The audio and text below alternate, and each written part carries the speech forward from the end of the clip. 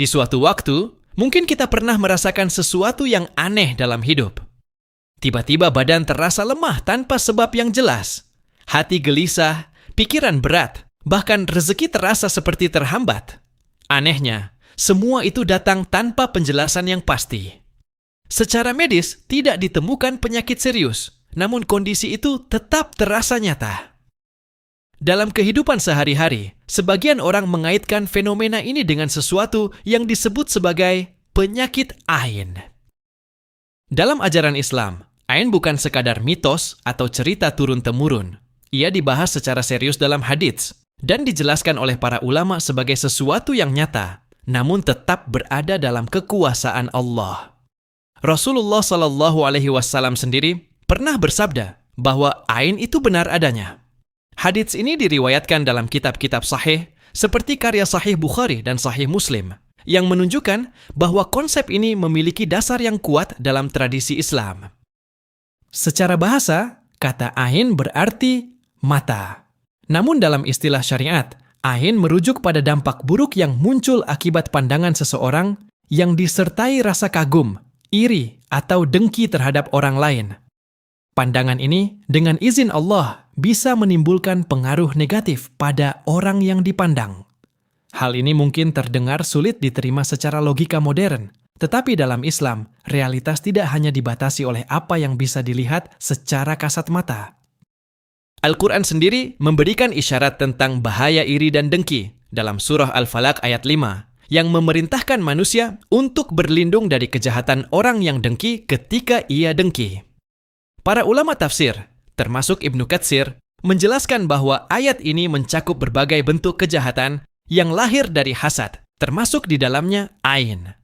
Hasad adalah kondisi hati yang menginginkan nikmat orang lain hilang, dan dari sinilah ain seringkali berawal. Untuk memahami lebih dalam, mari kita lihat sebuah kisah nyata yang terjadi di zaman Nabi. Seorang sahabat bernama Sahal bin Hunayf dikenal memiliki kulit yang sangat bersih dan indah. Suatu hari, ketika ia sedang mandi, seorang sahabat lain bernama Amir bin Rabi'ah melihatnya dan mengucapkan kekaguman tanpa menyebut nama Allah. Tidak lama setelah itu, Sahal jatuh sakit secara tiba-tiba.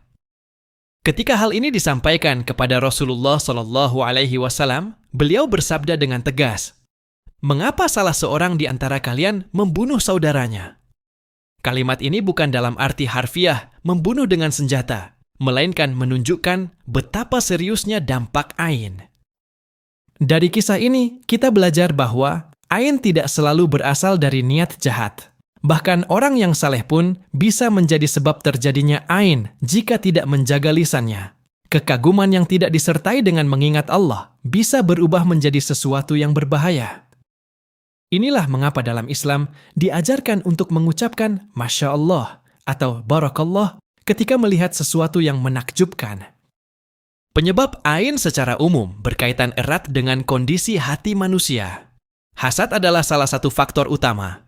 Ketika seseorang merasa iri terhadap kebahagiaan, kecantikan, atau kesuksesan orang lain, maka hatinya dipenuhi energi negatif yang bisa berdampak melalui pandangannya. Selain itu, kekaguman berlebihan tanpa menyandarkan kepada Allah juga bisa menjadi sebab. Bahkan pandangan yang dilandasi kebencian atau emosi negatif dapat memperkuat potensi terjadinya ain. Namun penting untuk dipahami bahwa semua ini tidak terjadi secara otomatis.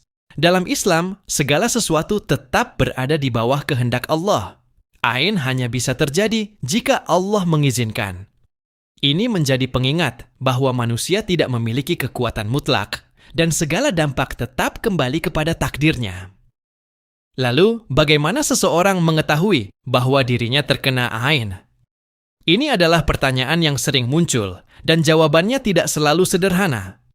Beberapa ulama menyebutkan tanda-tanda yang bisa menjadi indikasi meskipun tidak bersifat pasti. Secara fisik, seseorang mungkin merasakan sakit yang datang tiba-tiba tanpa sebab medis yang jelas. Tubuh terasa lemas, kepala pusing, dan energi seakan hilang. Secara psikologis, muncul perasaan gelisah, sedih, atau cemas tanpa alasan yang jelas. Dalam kehidupan sehari-hari, seseorang mungkin mengalami gangguan dalam hubungan, pekerjaan, atau rezeki yang tiba-tiba berubah tanpa sebab yang logis. Namun, disinilah pentingnya keseimbangan dalam memahami konsep ini. Tidak semua kesulitan hidup adalah akibat ain. Islam tidak mengajarkan umatnya untuk mudah menyimpulkan atau bahkan menuduh orang lain. Sikap berlebihan dalam mengaitkan segala sesuatu dengan ain justru bisa menjerumuskan seseorang pada ketakutan yang tidak sehat. Perlu juga dibedakan antara ain, hasad, dan sihir. Hasad adalah sifat hati, sementara ain adalah dampak dari pandangan yang disertai perasaan tertentu. Adapun sihir adalah perbuatan yang melibatkan bantuan jin dan memiliki mekanisme yang berbeda. Memahami perbedaan ini penting agar tidak terjadi kesalahpahaman dalam masyarakat. Dalam menghadapi ain, Islam tidak hanya menjelaskan bahayanya, tetapi juga memberikan solusi yang jelas. Salah satu cara utama untuk melindungi diri adalah dengan memperbanyak zikir dan membaca ayat-ayat perlindungan. Surah Al-Falaq dan An-Nas dikenal sebagai perlindungan dari berbagai kejahatan yang tidak terlihat. Ayat kursi juga memiliki keutamaan besar dalam menjaga seseorang dari gangguan. Selain itu, menjaga adab dalam kehidupan sehari-hari juga menjadi benteng penting. Tidak memamerkan nikmat secara berlebihan, terutama di era media sosial, adalah salah satu bentuk kehati-hatian. Dalam budaya modern, seringkali orang tanpa sadar memperlihatkan seluruh aspek kehidupannya kepada publik. Padahal, tidak semua mata yang melihat memiliki niat yang baik. Mengucapkan Masya Allah ketika melihat sesuatu yang indah juga merupakan bentuk perlindungan. Kalimat ini bukan sekadar ucapan, tetapi pengakuan bahwa segala keindahan berasal dari Allah. Dengan demikian, rasa kagum tidak berubah menjadi sesuatu yang berbahaya. Jika seseorang diduga terkena ain, maka pengobatan dalam Islam dikenal dengan ruqyah syar'iyyah. Ruqyah bukanlah praktik mistis, melainkan membaca ayat-ayat Al-Quran dan doa-doa yang diajarkan oleh Rasulullah Sallallahu Alaihi Wasallam. Ini adalah bentuk pengobatan spiritual yang tetap berlandaskan tauhid. Dalam beberapa kasus, orang yang diduga menjadi penyebab ain dianjurkan untuk berwudu dan airnya digunakan untuk orang yang terkena ain, sebagaimana dicontohkan dalam hadits. Di sisi lain, penting juga untuk melihat fenomena ini dari perspektif psikologis. Dalam beberapa kondisi, apa yang dianggap sebagai ain bisa berkaitan dengan stres, tekanan mental, atau sugesti. Pikiran manusia memiliki pengaruh besar terhadap kondisi tubuh. Oleh karena itu, pendekatan yang bijak adalah menggabungkan antara keyakinan spiritual dan pemahaman rasional. Islam sendiri tidak pernah bertentangan dengan akal sehat. Justru, ia mengajarkan keseimbangan antara iman dan ilmu. Mengakui keberadaan ain tidak berarti menolak penjelasan ilmiah, tetapi menempatkannya dalam kerangka yang lebih luas. Salah satu kesalahan yang sering terjadi di masyarakat adalah munculnya sikap paranoid. Orang menjadi takut berlebihan terhadap pandangan orang lain, bahkan sampai membatasi interaksi sosial secara tidak sehat. Ada juga yang mudah menuduh orang lain sebagai penyebab ain, yang pada akhirnya merusak hubungan dan menimbulkan fitnah. Padahal, Islam sangat menekankan pentingnya menjaga prasangka baik terhadap sesama. Pada akhirnya, konsep ain mengajarkan banyak hikmah dalam kehidupan. Ia mengingatkan manusia untuk menjaga hati dari iri dan dengki.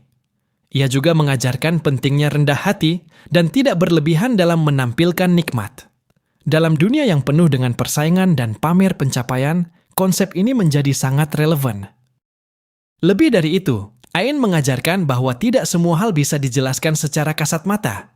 Ada dimensi kehidupan yang tidak terlihat, namun tetap nyata. Ini mengajak manusia untuk tidak sombong dengan pengetahuan yang dimiliki dan selalu menyadari keterbatasannya. Di akhir, kita perlu memahami satu hal penting. Tidak semua musibah adalah ain, tetapi ain itu sendiri adalah sesuatu yang nyata dalam ajaran Islam. Sikap terbaik adalah menjaga keseimbangan, tidak meremehkan, namun juga tidak berlebihan.